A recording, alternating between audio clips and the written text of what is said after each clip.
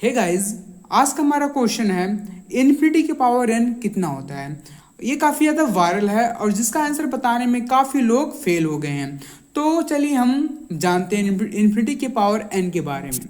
सबसे पहले काफ़ी लोग इसका इन्फिनिटी की पावर n को इन्फिनिटी बताते हैं। कैसे? वो कहते हैं कि अगर इन्फिनिटी की पावर 1 रख दें तो वो भी इन्फिनिटी होता है। उसी प्रकार अगर वो इन्फिनिटी की पावर 2 रखते हैं तो वो भी इन्फिनिटी ही बनता है। ऐसे ऐसे करके वो इन्फिनिटी की पावर इन्फिनिटी रख देते हैं तो वो भी इन्फिनिटी ही बनता है। लेकिन गाइज अगर मैं आपसे पूछूं कि इन्फिनिटी की पावर -1 क्या बनेगा, तो अब यहाँ पर आप काफ़ी ज़्यादा कंफ्यूज हो जाएंगे। इन्फिनिटी की पावर -1 क्या बनेगा?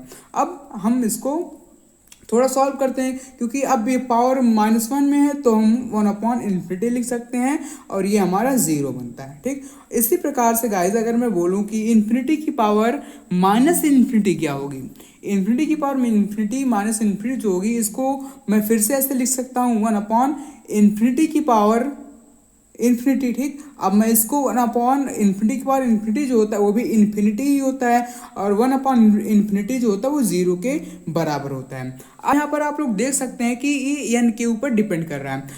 तो गाइस अगर मैं n को पॉजिटिव रियल नंबर -0 लेता हूँ, n को पॉजिटिव रियल नंबर -0 लेता हूँ तो ये हमारा हमेशा इन्फिनिटी ही बनेगा।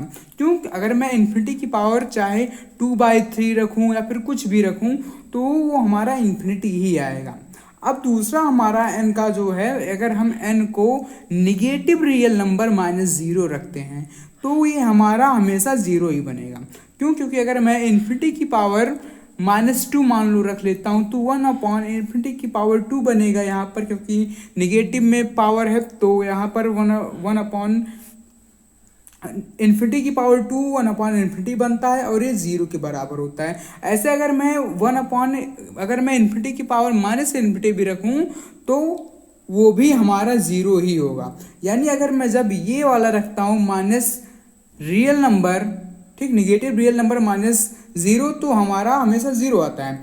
अब मैं दोस्तों आपसे एक और क्वेश्चन पूछता हूँ, क्या हो अगर मैं इन्फिनिटी की पावर 0 रखता हूँ तो क्या होगा? इसका आंसर आप लोग कमेंट बॉक्स में ज़रूर बताइए।